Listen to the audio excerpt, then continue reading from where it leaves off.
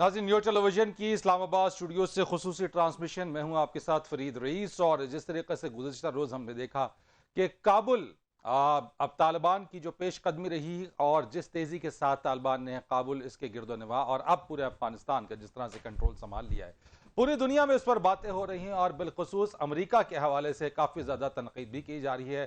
ख़ास तौर के ऊपर अमरीका के अंदर से भी इस बारे में तहफ़्फ़ुज़ात और इस हवाले से काफ़ी ज़्यादा बात हो रही है कि 20 साल से ज़ायद अरसा रहा अमरीका अफगानिस्तान के अंदर खरबों डॉलर्स यहाँ पर लगाए गए, लेकिन उसके बावजूद भी वो सवालात जन्म ले रहे हैं कि वो कौन सी वजूहात बनी जो कि अफगान जो फोर्सेस हैं उनकी जो बेबसी रही या जिस तरीके से जो है वो उन्होंने पसपाई इख्तियार की जिस तेज़ी के साथ। और फिर इसके अलावा भी कि जिस चीज़ का दावा अमरीका करता रहा कि अफगान अफवाज की ट्रेनिंग के ऊपर खर्च किया गया, अफगान हुकूमत अफगान अफवाज और वो इस काबिल उनके जानिब से दावा किया जाता रहा कि वो अपना दिफा कर सकेंगे। लेकिन एक ऐसा अफगानिस्तान जहाँ के ऊपर अब जिस तरीके से अफगान अफवाज हमें रेत की दीवार की तरह से दिखाई दी और किसी भी तरह की जो मज़ाहमत है वो उस तरह से नज़र नहीं आई है। अब इस वक्त जो सूरत हाल है वो एक अबूरी कौंसिल भी बना दी गई है और इसके साथ साथ डॉक्टर अब्दुल्ला जो हैं वो भी दोहा और कतर रवाना हुए हैं, जो तालिबान जो लीडरशिप है उनसे बात करने के लिए। इसके अलावा अफगानिस्तान की सूरत हाल, अफगानिस्तान में जो पावर कंट्रोल, इक़्तिदार की मुंतकली, ये तमाम बातें। और साथ ही साथ जो अहम बात रही वो ये कि गुज़िश्ता रोज़ी अशरफ गनी अफगानिस्तान से फ़रार हुए, वहाँ से निकल गए और जिसके बारे में उन्होंने वजाहत ये पेश की अशरफ गनी ने कि अगर वो वहाँ रहते और वहाँ से ना जाते तो फिर काबुल के अंदर जो है वो खूनरेजी का बहुत ज़्यादा ख़तरा था। ये वो तमाम बातें हैं जिसके ऊपर आज हम बात करेंगे, इस सारी सूरत हाल का इस खत्ते के ऊपर और फिर बिलखुसूस पाकिस्तान के ऊपर इसके क्या असरात मुरतब होंगे। ये भी हम देख रहे हैं कि अफगानिस्तान से जो है वो यूनुस कानूनी की सरबराही के अंदर एक वफ्द पाकिस्तान आया है। वज़ीर ख़ारजा शाह महमूद कुरैशी से मुलाकात हुई है। इस मुलाकात के अंदर जो है वो पाकिस्तान ने एक बार फिर इस पर इयादा किया है कि वो एक खुशहाल अफगानिस्तान देखना चाहते हैं। इस पर बात करेंगे, हमारे साथ मेहमान होंगे और इसके ऊपर मुख्तलिफ मेहमानों से तज्ज़िये भी लेंगे। फिलवक्त हमारे साथ बात करने के लिए मौजूद हैं अफगानिस्तान में पाकिस्तान के जो साबिक सफ़ीर रहे हैं रुस्तम शाह मोहम्मद साहब। उनसे बात करते हैं, काफ़ी गहरी निगाह उनकी इसके ऊपर है। रुस्तम साहब, अस्सलाम वालेकुम। वालेकुम सलाम। सर, बहुत शुक्रिया आपके वक्त का। ये मुझे बताइए सर कि ये सब कुछ जो हुआ, क्या ये वाकई ऐसा ही तवक्को किया जा रहा था, इसी बात की तवक्कुआत थी कि अमरीकी अफवाज के इनखला के बाद ये सब कुछ होगा? जो लोग अफगानिस्तान के हालात पे कुछ नजर रखते थे उनको ये मालूम था कि ऐसा ही होगा।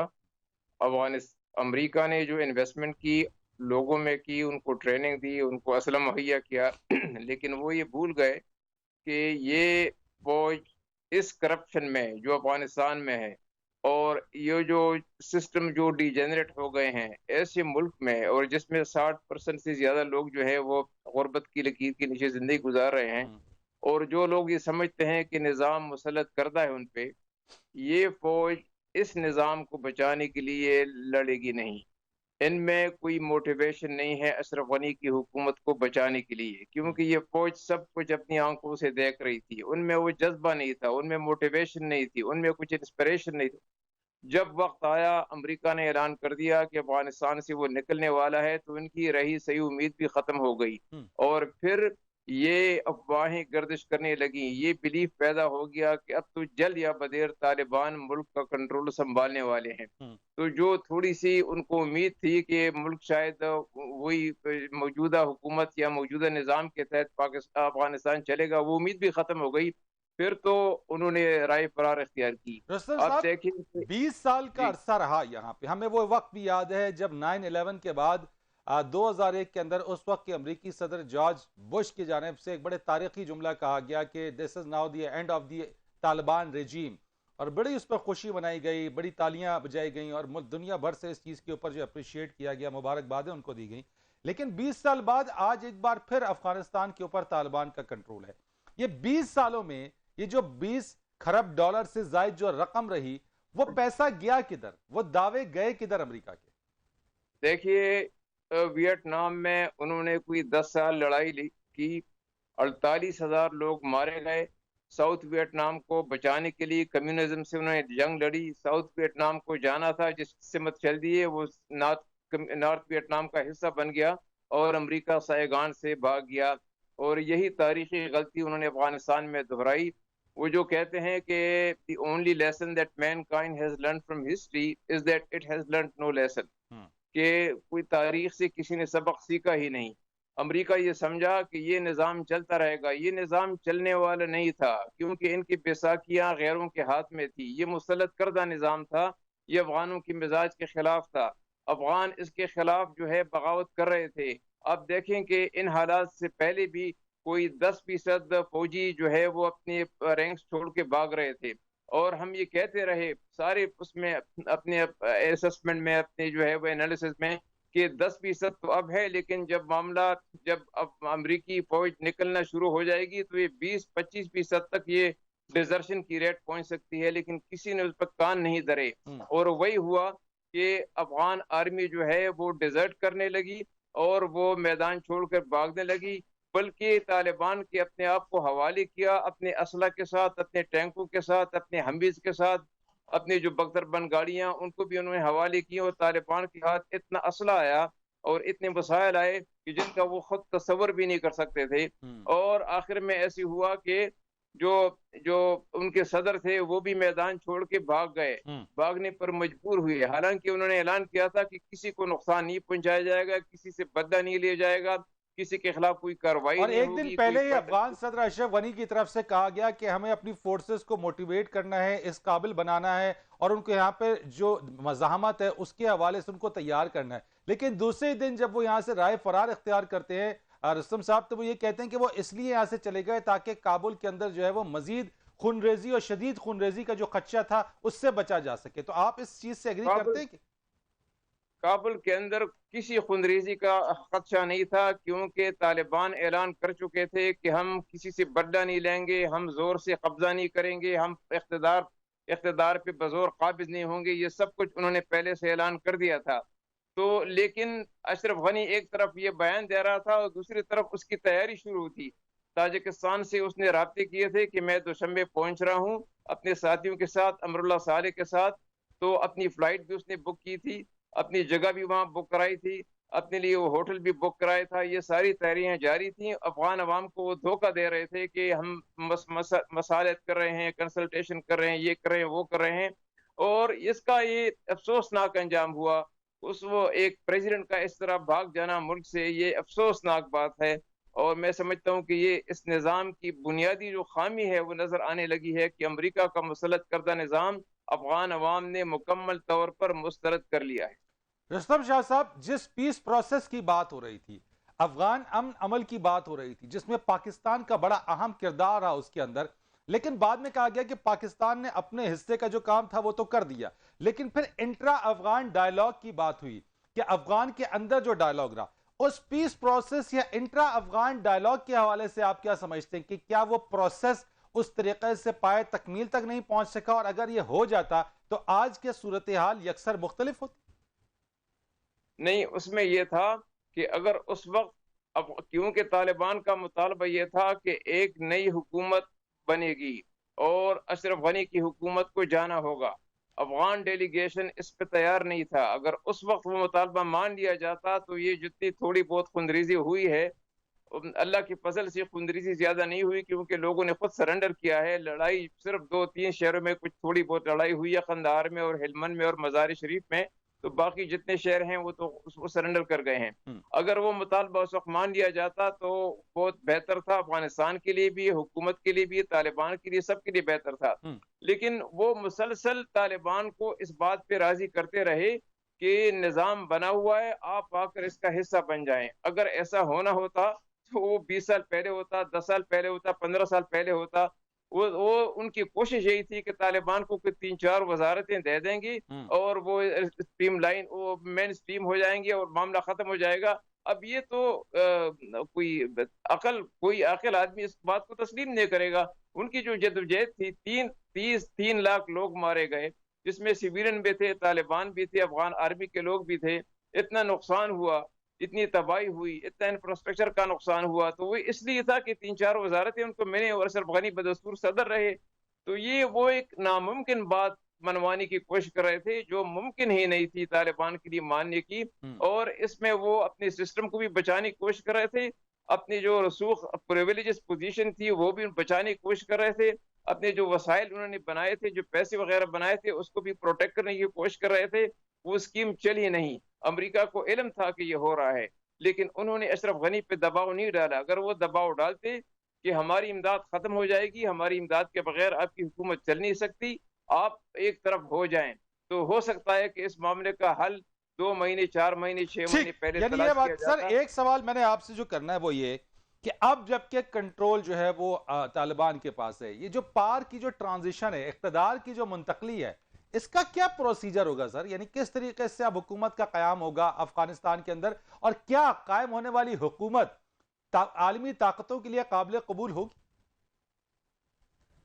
دیکھیں، ان کے لیے بالکل اس لیے ہوگی کہ وہ خود عالمی طاقتوں سے روابط بھی رکھیں گے اور عالمی طاقتوں کی مدد حاصل کرنے کی بھی کوشش کریں گے. اور انہوں نے جو پالیسی بنائی ہے کہ عام معافی کا اعلان، عورتوں کو مکمل آزادی ہوگی، اقلیتوں کا تحفظ کیا جائے گا، افغانستان کی سرزمین کسی اور کے لیے کسی اور ملک کے خلاف استعمال نہیں ہونے دی جائے گی، یہ اعلان انہوں نے جو کیے ہیں. تو اس کے بعد اور اس کی بنیاد پہ اب ساری عالمی طاقتیں، ریجنل طاقتیں ان کے ساتھ کام کرنے پر مجبور ہوں گی. کوئی اور ان کے لیے چارہ نہیں ہے، کیونکہ افغانستان اہم ملک ہے کنیکٹیوٹی کے حوالے سے. افغانستان میں امن ہوگا تو چائنا کا جو پروجیکٹ ہے ون بیلٹ ون روڈ سی پیک، وہ پائے تکمیل تک پہنچ سکے گا. سینٹرل ایشیا کے جو ممالک ہیں ان کے لیے مواقع کھل جائیں گے. روس، چین اور ایران جو داعش سے خائف تھے، داعش کا خاتمہ ہو جائے گا. کنیکٹیوٹی کے مسائل حل ہونے سے پاکستان کی اکانومی پر بہت زبردست اثر پڑے گا. ترکمانستان سے جو گیس آنی ہے، تاجکستان سے جو بجلی آنی ہے افغانستان کے راستے، اس کے لیے راستہ ہموار ہو جائے گا. اور جو بڑا ریکنسٹرکشن کا کام ہے اس میں پاکستان کا جو کردار ہوگا، Pakistani manpower, Pakistani technology, Pakistani machinery وغیرہ اس میں استعمال ہوگی. تو میں سمجھتا ہوں کہ ریجن پر، پاکستان پر خصوصاً اور ریجن پر بالعموم اس کے بہت بڑے مثبت اثرات پڑیں گے. اور جو انٹریکشن ہے دنیا کے ساتھ، ان کے بغیر طالبان یہ سارے کام انجام نہیں دے سکیں گے. لہٰذا سب لوگ مجبور ہوں گے، اور ان کے لیے چاہیے بھی یہی کہ وہ نئی حکومت کے ساتھ مل کر کام کریں، کیونکہ جو وعدے انہوں نے کیے ہیں اسے وہ ان سے منحرف نہ ہونے دیں. کیونکہ وعدے جو انہوں نے کیے ہیں وہ وہی وعدے ہیں کہ انسانی حقوق کی حفاظت کی جائے گی، وہاں پہ کوئی ظلم نہیں ہوگا، کوئی جو اپنی آئیڈیالوجی کو افغانستان کے باہر جو ہے وہ پروجیکٹ نہیں کیا جائے گا، افغانستان کی حدود سے باہر ان کا کوئی کام نہیں ہوگا. تو یہ بات انہوں نے کی ہے. میں سمجھتا ہوں کہ اس کے لیے کچھ ان کو وقت دینا ہوگا. ٹھیک ہے، بہت شکریہ آپ کا. رستم شاہ محمد صاحب افغانستان میں پاکستان کے سابق سفیر اس چیز کے اوپر بات کر رہے تھے. نیو ٹیلی ویژن کی یہ خصوصی ٹرانسمیشن ہے، اس کا سلسلہ ہم جاری رکھیں گے. ایک بریک لیں گے، بریک کے بعد آ کے اس پر مزید ہی بات کریں گے، اور دیگر مہمان ہمارے ساتھ ہوں گے. اس چیز کے اوپر ہم تجزیہ کریں گے کہ آئندہ کا جو مستقبل ہے افغانستان کا اور خطے پر اس سے جو اثرات ہیں وہ کیا ہوں گے. اس ایک بار پھر آپ کو خوش آمدید کہیں گے. نیو ٹیلی ویژن کی خصوصی ٹرانسمیشن ہے. افغانستان کے اوپر طالبان کا کنٹرول، بہت سارے سوالات، پاور شیئرنگ، آئندہ کی صورتحال، اس پر بات کرنے کے لیے ہمارے ساتھ موجود ہیں. ہمارے ساتھ صحافی، تجزیہ کار اور یہ مقبول جان صاحب ہمارے ساتھ ہیں. بہت شکریہ سر، آپ ہمارے ساتھ موجود ہیں. اسی کے ساتھ ساتھ ارشد یوسف زئی صاحب ہمارے ساتھ ہیں، صحافی ہیں. آپ دونوں کا بہت شکریہ. اور یہ صاحب، یہ جو کچھ بھی ہوا اور جس تیزی کے ساتھ ہوا، امریکہ بھی اپنی ناکامی کا اعتراف کر رہا ہے، اور پھر خاص طور کے اوپر اشرف غنی کا ملک سے فرار ہو جانا، اس صورتحال کو کس طرح سے دیکھ رہے ہیں؟ سب سے بڑا سوال یہ ہے پاور شیئرنگ کا کہ حکومت کی جو اس وقت فارمیشن ہے وہ کیسے ہوگی. تو میں چاہوں گا ذرا اس کے اوپر ذرا کچھ روشنی ڈالیے گا. دیکھیں، پہلی بات تو یہ ہے کہ یہ پوری کی پوری جنگ طالبان نے اکیلے جیتی ہے. کیا کوئی اور طاقت ان کے ساتھ تھا اس پوری جنگ کے جیتنے کے اندر؟ اور پھر آخر میں جس وقت امریکہ کے ساتھ ان کا معاہدہ ہوا ہے اور فروری میں، تو اس کے بعد امریکہ نے مکمل طور پہ کھلی چھٹی دی تھی اس 3,50,000 فوج کو کہ تم جو کچھ کرنا چاہتے ہو تم کر لو، تم طالبان سے لڑ کے جتنا علاقہ فتح کرنا چاہتے ہو کر لو، تاکہ جب تم نیگوسیشن ٹیبل پہ آ کے بیٹھو تو جتنا علاقہ تمہارے پاس ہوگا اس حساب سے آپ پاور شیئرنگ کر لیں گے. پاور شیئرنگ فزیکل گراؤنڈ کے اوپر آپ کی پوزیشن کی بنیاد پر ہوتی ہے. پاور شیئرنگ خواب میں تو نہیں ہوتی. پاور شیئرنگ اس بنیاد پہ تو نہیں ہوتی کہ آپ کے اتنے گھر میں 5 لگے ہیں مردم شماری ہے، اس پہ تو نہیں ہوتی. اس پہ تو کرنی ہوتی تو طالبان پہلے دن کر لیتے، اس الیکشن میں حصہ لے لیتے. پہلا جو الیکشن تھا حامد کرزئی کا، اس میں 2002 کے اندر وہ حصہ لے لیتے، 2003 کے اندر. لیکن وہ اس پر تو متفق تھے ہی نہیں، اس پاور شیئرنگ کے اوپر. ابھی بھی متفق نہیں ہے وہ. अभी वो समझते हैं कि जो जिस ग्राउंड का, पहली बात तो ये है कि जो पहला रोड मैप था उसमें कहता कि हम शरिया लॉ के लिए काम करेंगे। पहला अमेरिका के साथ जो एग्रीमेंट हुआ था, दूसरा एग्रीमेंट भी ये था, इसी की बुनियाद के ऊपर था। तीसरा जो कहते हैं कि हम इंक्लूसिव गवर्नमेंट बनाएंगे लेकिन सुप्रीम लॉ जो है वो हमारा होगा, और वो उन्होंने इसके लिए उन्होंने बड़ी मेहनत की। जब वो अमेरिकन चले गए तो अमेरिका कहता था, जो बाइडेन ने कहा कि 3 बुनियादी चीजें हैं जो हम इस मुल्क में छोड़े जा रहे हैं। हम एक ऐसी फौज छोड़े जा रहे हैं कि उस जैसे ट्रेंड फौज पूरी दुनिया में किसी के पास नहीं है। उसकी कली खुल गई सबके सामने। छोड़े जा रहे हैं कि जिसके पास दुनिया में इससे बेहतर असला किसी के पास नहीं है। हम एक ऐसी फौज छोड़े जा रहे हैं कि जिसके पास लॉजिस्टिक सपोर्ट और सैटेलाइट सपोर्ट दुनिया में किसी के पास नहीं है। उस फौज की हालत ये हुई है कि ऐसे लगता था कि जैसे जिससे कहते हैं ना वो उसके गिरते हैं, उसके पेट्रोल पंप के दाने गिरते हैं ना, मीटर गिरता है। ये तो रेत की दीवार से ज्यादा भी तेजी के साथ जो है वो गिर गए। और ये साहब जी वही ना। अच्छा, अब सूरत हाल ये है कि तालिबान जो है वो मुकम्मल अच्छा, इस दौरान तालिबान ने, आप खुद सोचें कि आप देखें फरवरी से लेकर 1.5 साल मौका दिया पूरी की पूरी इस गवर्नमेंट को कि आप हमारे साथ नेगोशिएशन टेबल पे आओ। 14, आप खुद सोचें कि 14 महीने तक ये ड्राफ्ट करते रहे कि रोड मैप क्या होगा, कैसे होगा, और कोशिश करते रहे कि हम अफगानिस्तान पे ज्यादा कब्जा कर ले, हम ज्यादा तालिबान को डिफीट दे दे। हर बंदा, इंडिया को साथ मिलाने की कोशिश की, इंडिया भाग गया। इंडिया कहता हम ट्रुप्स नहीं लेके आएंगे। फिर उस दौरान तालिबान के डिप्लोमेटिक मूव्स हुए, उन्होंने ताजिकिस्तान, उज्बेकिस्तान, ईरान, रूस, चीन, इन सब के साथ ताल्लुकात बनाए। अच्छा, डिप्लोमेसी के अंदर भी उन्होंने जिस तरह से की वो भी दुनिया के सामने है कि जिस तरीके से डिप्लोमेटिक टाइज को लेते हुए तालिबान आगे बढ़े। मैं जरा अरशद यूसुफ जई साहब की तरफ आता हूँ। अरशद साहब, ये जो मुझे बताइए कि आइंदा के जो मुस्तकबिल की सूरत हाल है वो आपको क्या नजर आती है यहाँ पे? बहुत शुक्रिया जी। आपके सवाल के जवाब में मैं कहना चाहूँगा कि बहुत पहले जब अमेरिका से मुज़ाकरात अभी शुरू नहीं हुए थे, बोए ब्रैगडल के रिहाई के हवाले से 2014 में, उससे तकरीबन 4 साल पहले अफ़गान तालिबान की मुलाकातें होती थी। मैं भी बहुत सी मुलाकातों में शामिल रहा, दुबई में, दूसरे ममालिक में, और ये मुलाकातें अक्सर यूरोपियन मुल्कों के अहम लोगों के साथ होती थी। तो तालिबान वहाँ पर जिस तैयारी प्रिपरेशन के साथ आते थे और उनके प्लान्स जो होते थे, हम अक्सर शुरू में जब डिस्कस करते थे इनके एजुकेशन प्लान, फिर ख़वातीन की एजुकेशन के हवाले से इनकी बातें, इनके इक्तिसादी प्लान्स, इनके हेल्थ के हवाले से जो प्लान्स वगैरह थे, NGOs के साथ काम करने के प्लान्स, तो इन डिटेल इनके पास हर एक चीज़ मौजूद होती थी। मेरे कहने का मकसद ये है कि अफ़गान तालिबान के पास बहुत सी कमीशंस हैं। इन्होंने हर एक अहम काम के लिए एक कमीशन बनाई हुई है, जिस तरह मैंने अर्ज किया, मुख्तलिफ कमीशंस के फिर सरबराहान हैं। लेकिन अरशद साहब, आपकी इसी बात को मैं थोड़ा आगे ले जाता हूं कि अगर ये तमाम जो बातें आप बता रहे हैं, इस वक्त जब अफगानिस्तान पर तालिबान का कंट्रोल है और आने वाली जो हुकूमत है उसके हवाले से भी बातचीत हो रही है, तो जो मगरबी ताकत है उनकी तरफ से इस बात का खदशा जाहिर किया जा रहा है कि एक बार फिर अगर तालिबान की हुकूमत कायम हो जाती है तो जो इंसानी हुकूक हैं, जो खवातीन के हुकूक हैं, उसके ऊपर बहुत ज्यादा आवाजें बुलंद हो रही हैं कि उनका क्या होगा। जी, यही एक सीरियस इशू है जिसको मज़ीद सीरियस बनाया है प्रोपेगेंडा वार ने। अफ़गान तालिबान अपने पिछले दौर में भी सख्त थे, लेकिन इतने नहीं जितना कि मीडिया ने उनको पोर्ट्रे किया था, जितना कि गरबी ममालिक ने बताया था। अफ़गान तालिबान के पास जो तालीम या ख़वातीन के हवाले से जो प्लान्स हैं, उसमें सख्ती ज़रूर नज़र आती है। मतलब पर्दे का मुकम्मल, उन्होंने कहा कि होगा मुकम्मल पर्दा, विच इज़ ऑब्वियस इन इस्लाम। उसके बाद कहते हैं कि सेपरेट एजुकेशन सिस्टम होगा, ख़वातीन मतलब मर्द और औरत, लड़के एक साथ नहीं जाएंगे यूनिवर्सिटी वगैरह। अरशद साहब, मैं कदर कलामी की माजरत चाहता हूँ, एक मैंने ब्रेक जरा लेनी है, वक्फा लेना है मैं उसके बाद इस ट्रांसमिशन को मजीद आगे बढ़ाएंगे। एक ब्रेक लेते हैं, ब्रेक के बाद न्यू टेलीविजन की एक खुसूसी ट्रांसमिशन अफगानिस्तान के मामले के ऊपर है, हमारे साथ रहिएगा। एक बार फिर आपको इस खुसूसी ट्रांसमिशन में खुश आमदीद कहते हैं, और बात करने के लिए हमारे साथ मौजूद हैं सीनियर सहाफ़ी हैं, तजियाकार हैं, रिफतुल्लाह आरगज़ई साहब। अब बहुत शुक्रिया आपका रिफतुल्लाह साहब। ये मुझे बताइएगा, मजमूई तौर के ऊपर इस वक्त जो काबुल पर तालिबान का कंट्रोल है पूरे अफगानिस्तान के ऊपर ही है, आइंदा की जो हिकमत अमली है, जो तरीक़ाकार है, जो गवर्नेंस है, उसके ऊपर क्या बातचीत चल रही है? क्या आपके पास ताज़ा तरीन इत्तलात हैं? बहुत शुक्रिया।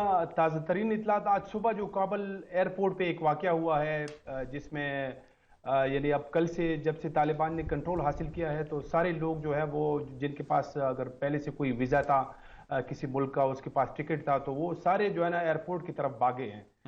اور اس طرح وہ ایئرپورٹ جو ہے بالکل کولیپس ہو گیا ہے. آج صبح سویرے بھی جو ہے نا زبردستی لوگ سینکڑوں کی تعداد میں طیاروں میں سوار ہو رہے تھے, تو پھر وہاں پہ امریکی افواج بھی تھی, انہوں نے فائرنگ کی ہے.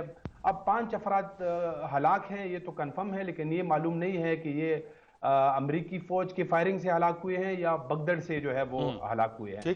تو یہ صورتحال ہے. باقی جو آپ نے بات کی, اصل میں میرے خیال میں اب کل جو جس طرح ملا برادر نے ایک ویڈیو بیان بھی جاری کیا ہے, اس نے کہا ہے کہ طالبان جو ہے اب ساری مطلب اب ان کی آزمائش اور امتحان شروع ہو گیا ہے.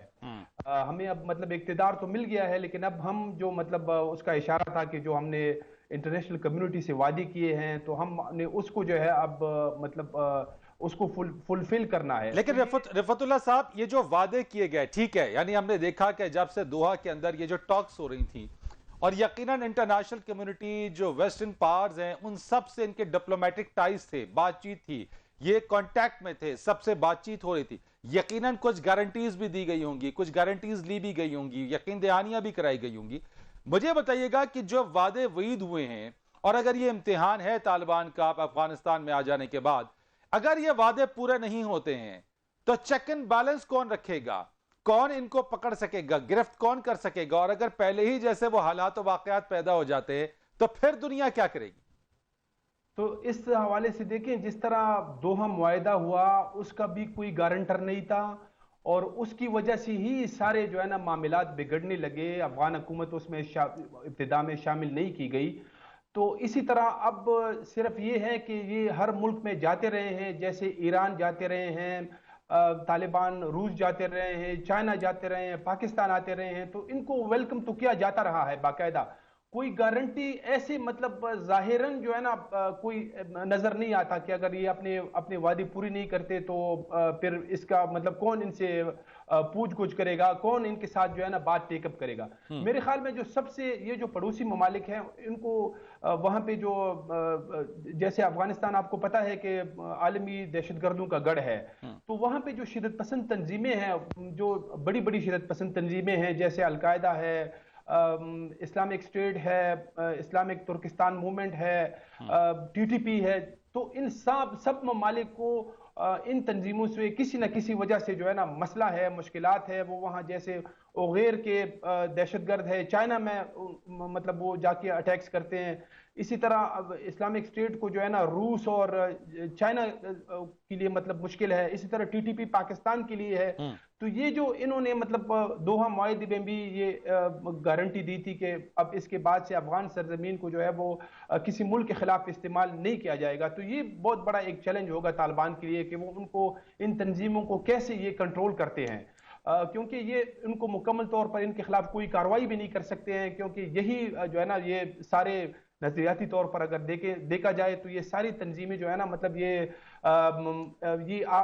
آپس میں ایک ہے. رفعت اللہ صاحب, یہ مجھے بتا دیجئے گا کہ اس کے جو یقیناً خطے کے اوپر چیلنجز تو ہوں گے, ایک ٹیسٹ بھی ہے آگے چل کے, یقیناً یہ بات واضح ہو جائے گی کہ طالبان جب اقتدار میں آئیں گے تو یہ اپنے ٹیسٹ میں اور اپنے امتحان میں کس حد تک کامیاب ہوتے نظر آئیں گے, یہ وقت بتا دے گا. پاکستان کے لیے اس وقت جو چیلنجز ہیں اس کے لیے کیا آپ دیکھ رہے ہیں کہ پاکستان کے لیے کس طرح کے چیلنجز ہوں گے؟ پاکستان کے لیے ایک تو سب سے بڑا چیلنج جیسے میں نے ذکر بھی کیا وہ یہ ہے کہ وہ ٹی ٹی پی ہے, تحریک طالبان پاکستان. اور کل جب پلی چرخی پہ وہ جیل جب اس کو توڑا گیا ہے, مطلب وہاں سے جو قیدی رہا کیے گئے ہیں, تو اس میں ٹی ٹی پی کی بھی لوگ تھے, وہ بھی مطلب ان کو ایسے کھلا چھوڑ دیا گیا ہے. تو اب اور اس کے علاوہ بھی جو ہے نا چند مہینوں سے ہم دیکھ رہے ہیں کہ ٹی ٹی پی کے جو باقی جو دڑے تھے جو ان سے جدا ہو گئے تھے, کوئی 6-7 دڑے تھے, وہ دوبارہ سے مرکزی تنظیم میں جو ہے نا وہ شامل ہو گئے ہیں. تو اس کے بعد سے ہم دیکھ رہے ہیں کہ ابھی حال ہی میں جب یہ یعنی چند دن پہلے کی میں بات کر رہا ہوں کہ جب طالبان جو ہے نارتھ سے انہوں نے پیش قدمی شروع کی اور یہ اس طرح رفتہ رفتہ آتے رہے, جب یہ کابل کے قریب پہنچنے لگے تو ہمارے قبائلی اضلاع میں آپ نے دیکھا کہ شمالی اور جنوبی وزیرستان اور جو خیبر ہے یہاں پہ مطلب کافی ہم نے اٹیکس دیکھے. جی, یہ ایریاز ہاٹ ہو گئے, یہاں پہ دہشت گردی کے واقعات بڑھ گئے.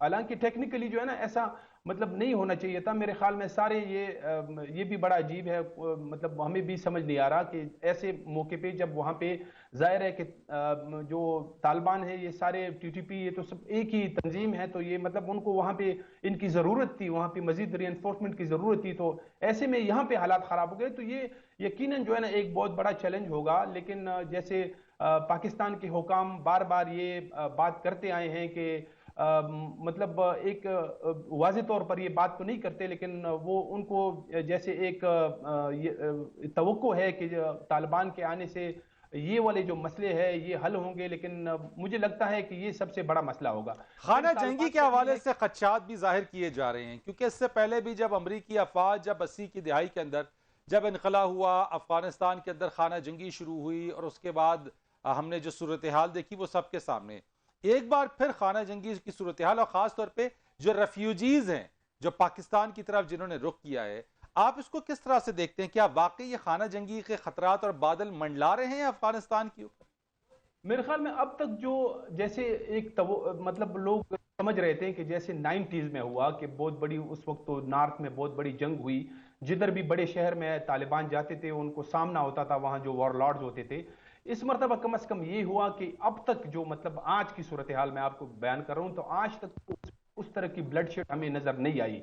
यानी ज्यादातर तकरीबन 70-80% तालिबान ने जो है किसी जंग के जो है ना उन ये सारे शहर जो है ना इनको फतह किया है। सिर्फ 2-3 शहरों में जैसे कंदहार में हुआ, हेरात में, फिर जो है ना हिलमंद में कुछ लड़ाई हुई। तो इसके बाद से जो है ना मतलब ये अब ये आने वाले दिनों में ये है कि खदशात तो ज़रूर है कि अब जैसे अब लोग भाग रहे हैं वहाँ से तालिबान के आने से। अगर तालिबान ने जिस तरह इंटरनेशनल कम्युनिटी को यकीन दहानियाँ करवाई हैं कि वो उन्होंने मतलब वो उस तरह नहीं है जैसे वो 90s में थे, उन्होंने मतलब अपने ठीक है, यानी ये यकीन दहानी करा दी गई और यही बात कही जा रही है कि जो पहले से तालिबान काफ़ी हद तक तब्दील हो चुके हैं। इस सूरत हाल के ऊपर हम इसी चीज़ को मजीद आके बढ़ाते हैं। दिफाई तज्ज़ियाकार lieutenant general retired Amjad Shoaib साहब हमारे साथ इस ट्रांसमिशन में हिस्सा बने हैं। बहुत शुक्रिया आपका जनरल साहब। ये फरमाइएगा ज़रा, अफगानिस्तान के अंदर तालिबान का कंट्रोल उन्होंने संभालने के बाद अफगानिस्तान का मुस्तकबिल आप क्या देख रहे हैं? बिस्मिल्लाहिर्रहमानिर्रहीम। देखिए, मुस्तकबिल से पहले ये बहुत अहम है कि ये कोई मुज़ाकरात करते हैं बाकी स्टेक होल्डर्स के साथ, एक कंसेंसस डेवलप करते हैं, क्या सब लोग वहाँ पे इनका साथ देने के लिए तैयार हैं? अगर तो एक ऐसी कंसेंसस पे गवर्नमेंट बनती है जिसकी रिट पूरे अफगानिस्तान पे हो और उसको पूरे अफगानिस्तान की सपोर्ट भी शामिल हो, तो फिर तो मुस्तकबिल बहुत ही रोशन है, क्योंकि चाइना वहाँ पे इंफ्रास्ट्रक्चर डेवलप करने के लिए तैयार है, इन्वेस्टमेंट आएगी और रिकग्निशन अगर हो जाती है, दूसरे मुल्क भी इनको रिकग्नाइज करते हैं खित्ते के, तो कर लेंगे। तो फिर यहाँ पे डेवलपमेंट वर्क काफी ज्यादा शुरू होगा, फिर कनेक्टिविटी की वजह से इनको आमदन होगी। जल साहब, ये कंसेंसस की जो आपने बात की, मैं आपसे यहीं से जरा पूछ लेता हूं कि इसके अंदर स्टेक होल्डर्स कौन कौन होंगे? यानी वो कौन कौन से स्टेक होल्डर्स होंगे जिनकी हामी या रजामंदी जो है वो तालिबान को भी कबूल होगी कि ठीक है वो उनकी बातों को या उनकी एडवाइस को, उनकी चीजों को वो भी एक्सेप्ट कर लेंगे? नहीं, देखें, जो मुज़ाकरात उन्होंने करने हैं वो उन्होंने अफगानिस्तान के अपने लोगों से। देखें, हमारा भी और पूरी दुनिया का स्टांस पहले से ये रहा है कि आप मुज़ाकरात करें अफगानिस्तान के अंदर अफगानिस्तान के स्टेक होल्डर से, और जो फैसला आप करेंगे वो बाहर की दुनिया को सबको कबूल, हमें भी कबूल होगा वो। अब वो फैसला होना भी बाकी है, क्योंकि इन्होंने अब जैसे इन्होंने जाके वहां पे कब्जा किया, तो ये इनकी पहली डिमांड थी कि अशरफ गनी से बात नहीं होगी। तो अशरफ गनी का निकलना जो है वो इनका पहला मुतालबा कबूल हुआ। वो खुद ब खुद यानी एक जबरदस्ती आप कह लीजिए कि इन्होंने चढ़ाई करके करवाया, अशरफ गनी खुद नहीं गया।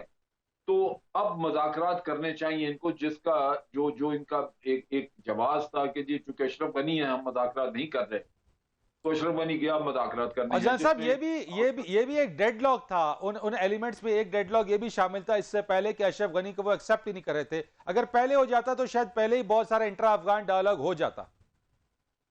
वो तो बिल्कुल वाज़ेह है ना कि अगर अशरफ गनी छोड़ देता तो बात शुरू हो जाती। अब अशरफ गनी जो है वो एक खुदगर्ज आदमी था, करप्ट था, वो लगा रहा अपने मुफादात के लिए, उसने छोड़ा नहीं और फिर आखिर जलील होकर निकला। इससे बेहतर था कि वो बाइज्जत तरीके से इनके मुज़ाकरात करता, छोड़ देता और मुज़ाकरात करवाता अपने लोगों से। तो अब मुज़ाकरात तो होंगे, होने चाहिए, और उसके बाद ये यहाँ पे एक कंसेंसस गवर्नमेंट बनेगी तो फिर तो बड़ा इनका फ्यूचर जो है बड़ा बेहतर हो जाएगा। ठीक है जल अगर साहब, ये नहीं भारत के होता, हवाले से आपका क्या टेक है? क्योंकि भारत ने भी तो यहाँ पे बड़ी मैं भारी वही- इन्वेस्टमेंट की है, बहुत ज्यादा उसने यहाँ पे पैसा खर्च किया है, उसका क्या होगा? यानी उसको भी क्या वो किरदार रहेगा उसका यहाँ पे, या उसका किरदार अब भारत का मुकम्मल खत्म हो गया? जी मैं उसी पे आ रहा हूँ, मैं बात कर रहा हूँ। जब अगर कंसेंसस नहीं होता तो जो भी कोई नाराज ग्रुप होगा वो भारत को मिल जाएगा यहाँ पे प्रॉक्सी वॉर के लिए। मिसाल के तौर पे अगर गुलबदीन हिकमतयार ऑन बोर्ड नहीं है तो वो किसी की प्रॉक्सी बन सकता है।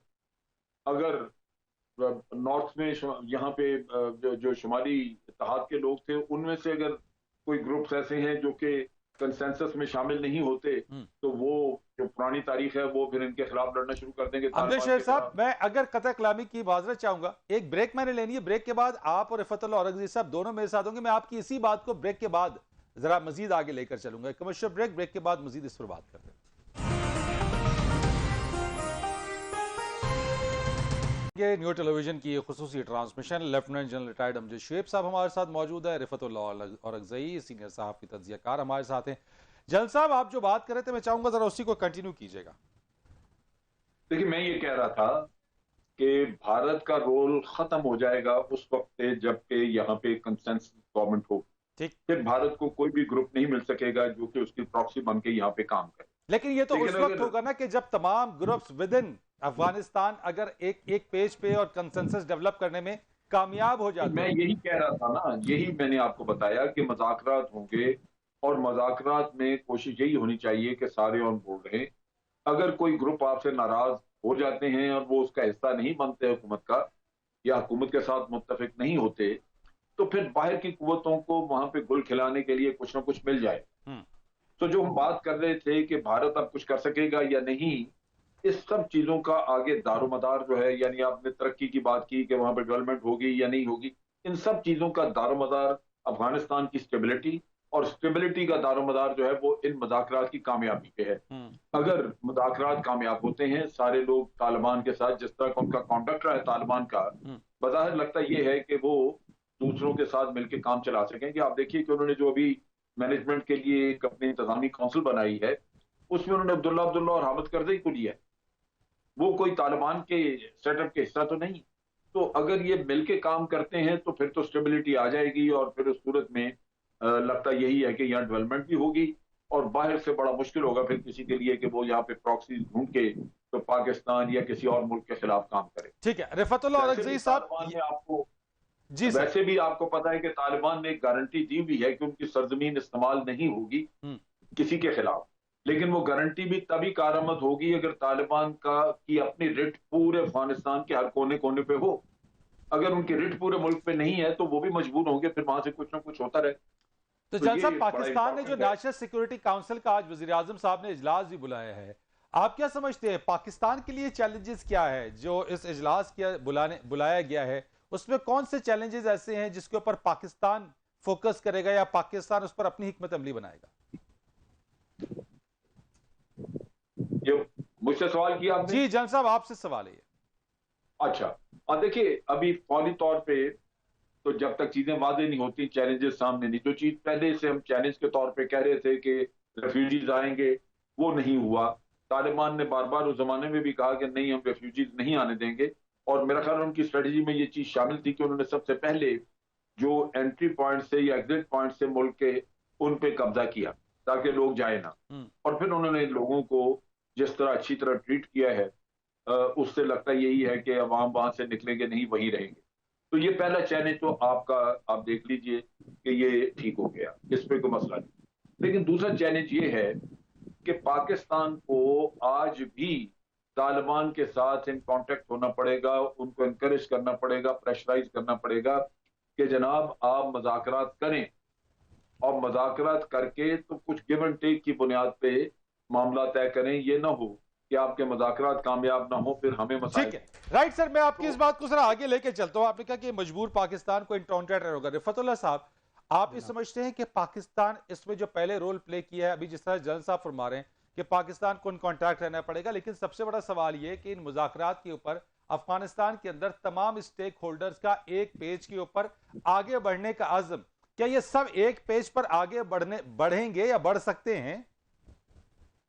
دیکھیں جس طرح انہوں نے اب یہ جو ایک کونسل بنائی ہے جو ڈاکٹر عبداللہ اس میں ہے اور حامد کرزئی صاحب ہے اور گلبدین حکمتیار ہے، تو یہ جو مین سٹیک ہولڈرز ہے یہ ظاہر ہے ان کو تو لے کے چلنا پڑے گا، ورنہ تو پھر جو ہے وہ جیسے افغانستان کی ایک آپ اس کی پوری اگر ہسٹری دیکھ لیں تو کبھی بھی یہ مطلب بڑا انسٹیبلٹی سے کا شکار رہا ہے، اور جیسے میں نے کہا کہ پوری دنیا کی عالمی دہشت گرد تنظیمیں ہیں ان کے وہاں پہ مطلب ٹھکانے ہیں، وہ وہاں موجود ہیں، تو یہ سارے سٹیک ہولڈرز کو اکٹھا کرنا تھوڑا سا مسئلہ ہوگا۔ اب یہ ہے کہ اب سارے جیسے کہتے ہیں نا کہ بال جو ہے نا وہ طالبان کی کورٹ میں ہے، پہلے تو اس طرح تھا کہ وہ اشرف غنی نے جیسے مذاکرات نہیں کیے، اس نے ایک موقع ضائع کیا، تو اب وہ اپنے اقتدار سے بھی جو ہے نا وہ گنوا بیٹھے ہیں، تو اب یہ آگے طالبان کے لیے جو ہے نا یہ مطلب یہ سارا جو ہے نا اختیار اب ان کے پاس آ گیا۔ اب اگر وہ اکیلے میں جیسے لے کے جاتے ہیں، اب کل پرسوں سے جیسے یہ کونسل جس کی میں بات کر رہا ہوں، تو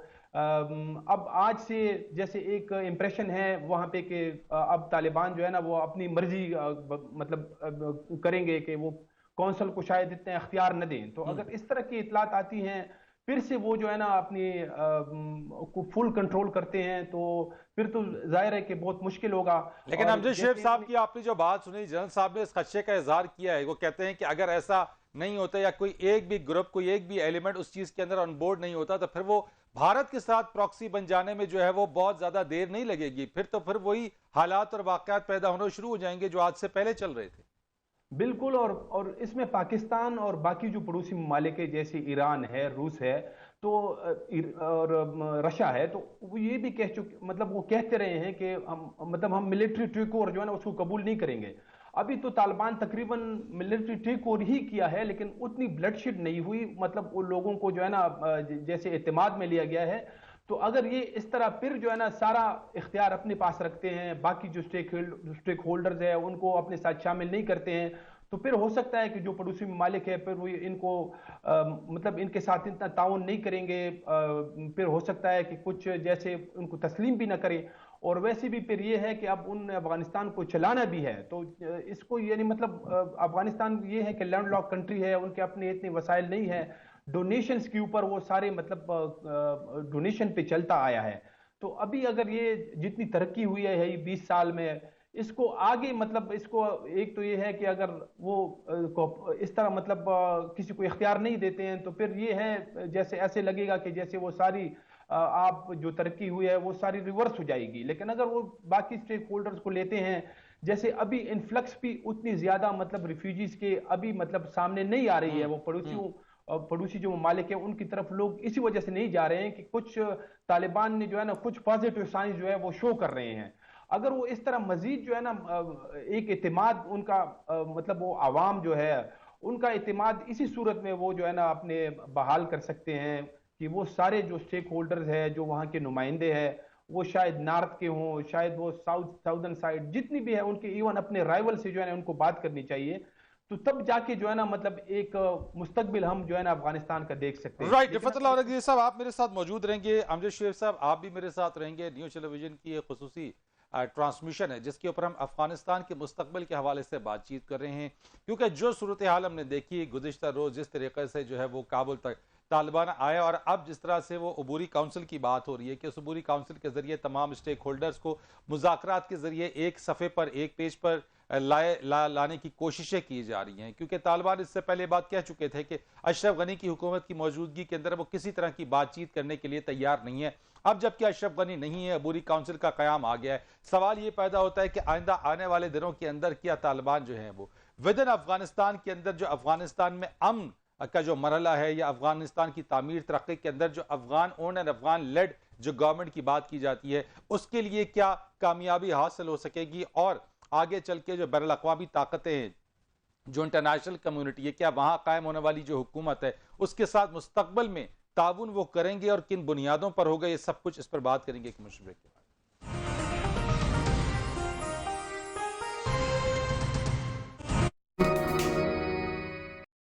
ایک بار پھر آپ کو اس خصوصی ٹرانسمیشن میں خوش آمدید کہتے ہیں۔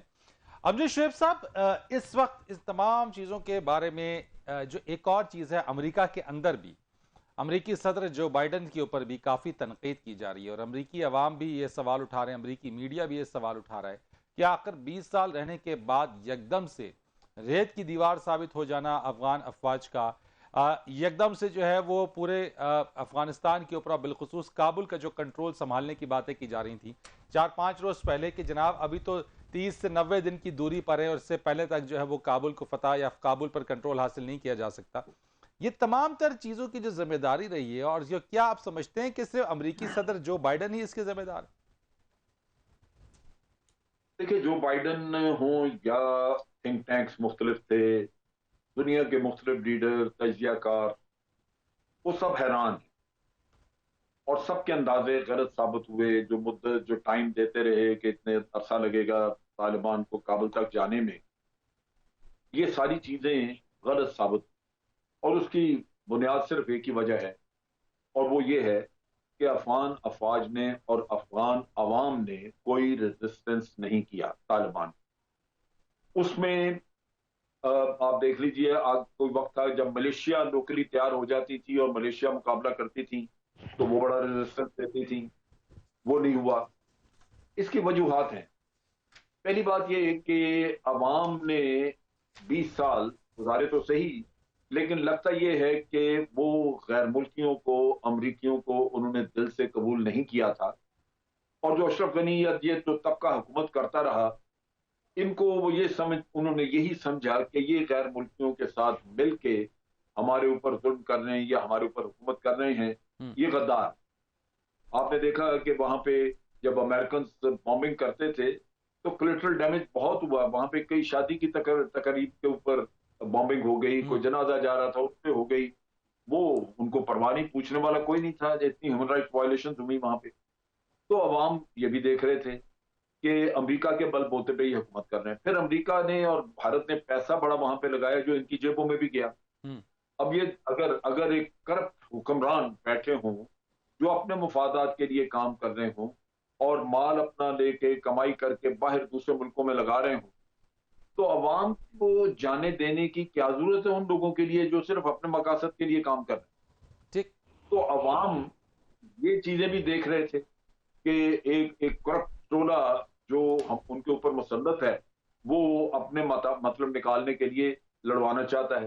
اور جب عوام نے ہاتھ کھینچا تو افواج نہیں لڑ سکتی تھی. جس فوج کو عوام کی تائید نہ ہو، وہ اس کے پیچھے نہ کھڑے عوام، یا وہ ہاسٹائل ہو جائیں اس فوج کے خلاف، تو وہ فوج لڑتی نہیں ہے بہت ساری جگہوں پہ. لیکن امریکی میڈیا میں جو تنقید ہو رہی ہے جلسہ، میں اس پر ذرا آپ سے پوچھنا چاہتا ہوں، جو بائیڈن کے اوپر کافی زیادہ اور امریکی پالیسیز کے اوپر تنقید کی جا رہی ہے. دیکھیں، جو بائیڈن کا تو میں نہیں سمجھتا کہ اس کا کچھ قصور اتنا ہے. یہ جو فیصلہ تھا وہاں سے نکلنے کا، یہ تو، اور وہ ایگریمنٹ، وہ تو پہلے ہی اس کے ڈونلڈ ٹرمپ کے وقت میں ہو چکا تھا. اور ہم سب حیران تھے کہ جو ایگریمنٹ انہوں نے کیا تھا طالبان سے، اس میں سب کچھ طالبان کے ساتھ انہوں نے پرومس کیا، لیکن لیا ان سے ایک ہی چیز کہ جناب آپ گارنٹی دے دیں کہ امریکہ کے خلاف دوبارہ آپ کی سرزمین استعمال نہیں ہوگی. اس کے علاوہ تو انہوں نے اور کچھ بھی طے نہیں کیا تھا. جنگ بندی تک نہیں طے ہو سکی. تو پھر تو یہ سارا قصہ چلنا تھا. یہ ابھی آپ جو بائیڈن کو کہیں یا کسی کو، فیکٹ یہ ہے کہ طالبان نے جنگ بندی کا تو کوئی معاہدہ، کوئی وعدہ نہیں کیا ہوا، لہذا جنگ تو جاری رہنی تھی. ہاں، قصور امریکہ کا دو چیزیں ہیں. پاکستان بار بار کہتا رہا کہ یہاں پہ اسپوائلرز ہیں، اشرف غنی اور اس کا ٹولہ، اور بھارت. امریکہ کے بس میں تھا کہ وہ ان کو نکالتا یا ان کے خلاف ایکشن کرتا یا ان کو روکتا کسی طرح. امریکہ نے وہ کوشش نہیں کی. امریکہ آخری دن تک بھارت کو پروموٹ کرنے کی کوشش کرتا رہا. اشرف غنی کو انہوں نے نکالا نہیں، جس کی وجہ سے یہ سارا کھیل بگڑ گیا. اب طالبان کو ٹائم مل گیا اور وہ آگے چلتے. رائٹ سر، میں رفعت اللہ صاحب کی سے ذرا اس چیز کو پوچھ لیتا ہوں. سر رفعت اللہ صاحب، جو اس طرح سے جنرل صاحب نے نشاندہی کی ہے، آپ سمجھتے ہیں کہ اس وقت جو یقین دہانی، جو گارنٹی جس کی بات جنرل صاحب نشاندہی کر رہے ہیں، کیا واقعی مستقبل کے اندر افغانستان کی سرزمین کسی بھی ملک کے خلاف استعمال نہیں ہوگی؟ یہ ویسے بہت مشکل سوال ہے، اس کا جواب دینا بھی بہت مشکل ہے. اصل میں جب یہ معاہدہ ہوا دوحہ میں، تو اس کے بعد بھی مطلب وہاں پہ افغانستان میں کچھ القاعدہ کے لوگ جو ہے وہ مطلب مرے ہیں. اور وہ ان علاقوں میں تھے. ان میں ایک جو تھا وہ تو القاعدہ برصغیر کا بڑا اہم رہنما تھا, سیکنڈ ان کمانڈ تھا شاید, اور وہ سارے ان علاقوں میں وہ ہلاک ہوئے تھے جہاں پہ طالبان کا کنٹرول تھا. گردیز میں جو ہے نا ایک, اور وہ انہوں نے پناہ بھی جو ہے وہ طالبان کے ہاں لی تھی. تو یہ بہت مشکل ہے. میں نے پہلے بھی کہا کہ افغانستان جو ہے یہ عالمی دہشت گردوں کا ایک مرکز ہے, اور یہ سارا اس کا منبع جو ہے وہ اگر جاتا ہے تو مطلب ساری جو ان کی تاریں ہیں وہ جا کے آخر میں افغان طالبان پہ ختم ہوتا ہے. تو یہ سارے جس طرح ٹی ٹی پی اور افغان طالبان ہے یہ ایک ہی مطلب لوگ ہے. یہ ٹی ٹی پی اگر اس کی آپ تاریخ اٹھائیں, خود جو ہے وہ مفتی نور ولی جو ٹی ٹی پی کے سربراہ ہے اس وقت, انہوں نے اپنی جو کتاب لکھی ہے اس کے اندر بھی انہوں نے یہ کہا ہے کہ ٹی ٹی پی کو جو ہے وہ افغان طالبان اور القاعدہ نے بنایا ہے. تو یہ جو ہے نا مطلب اس طرح یہ اپنے لوگوں کو اس کو یہ کیسے مطلب کنٹرول کرتے ہیں, یہ بہت مشکل ہوگا, کیونکہ یہ ان کے اپنے یہ ہاتھ ہے, ان کے بازو ہے یہ ساری تنظیمیں, انہی کی زور پہ جو ہے نا وہ وہاں پہ. رائٹ رفا صاحب, میں مزید آپ سے ذرا بات کروں گا, اور یہ مقبول شاہ جان صاحب نے بھی ہمیں دوبارہ جوائن کیا ہے. اور یہ سب اب اس صورتحال کے اندر جو ہم مختلف بات کر رہے ہیں انٹرنیشنلی بھی خاص طور کے اوپر, جو بھی گورنمنٹ بننے کے بعد اس کی ایکسیپٹنس کے حوالے سے کیا آپ سمجھتے ہیں کہ چیلنجز درپیش رہیں گے طالبان کو؟ کہ ریجنل علاقے جو فورسز ہیں اس میں تو طالبان کا کبھی کوئی مسئلہ نہیں بنے گا.